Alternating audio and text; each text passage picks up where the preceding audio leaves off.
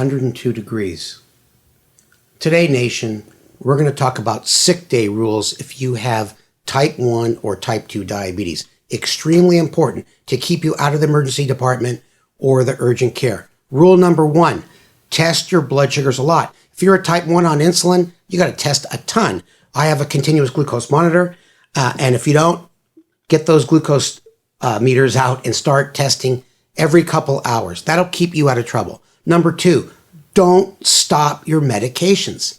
This is what gets people in the hospital. Just because they're sick, they're not hungry, they're not eating, hey, I don't need my medication, I don't need my insulin. That'll end you up in the hospital extremely quickly. When we get sick, as folks with diabetes, our bodies require more insulin and more medication than we usually take. Now, the third thing is look for ketones in your urine. This is primarily important for people with type 1 diabetes. It just means that your body is breaking down because you're not getting enough glucose into the cells for utilization. You don't have enough insulin, and that's a pretty dangerous situation. There are these urine ketone strips that you should have at home if you get sick. If you're type 2, it's not that big of a deal. It's not that urgent. And you might develop ketones, but that's not because you have ketones from not enough insulin. It's ketones from not eating for a couple days or hours. And those are called starvation ketones. They're not dangerous at all. So primarily it's for folks with type 1. Next, check the over-the-counter supplements that you may go and want to buy. Yeah, we're looking for cold things, NyQuil, DayQuil, things like that.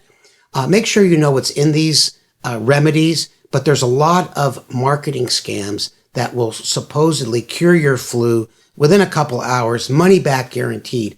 And so just read the labels. Many of those supplements are not FDA regulated. Lastly, know when to show up to the urgent care. Know when to get help. Okay, what are the situations? 1, extremely high fever. 2, your blood sugars just won't come down. 3, if you're a type 1, you got ketones in your urine. 4, if you're just so nauseated and vomiting, you can't hold anything down. That's when you get a loved one, a friend, to take you to the urgent care or the emergency room. And that way you could limit those visits if you follow all the rules correctly. Now, oh shoot. This is a rectal thermometer. So long, nation.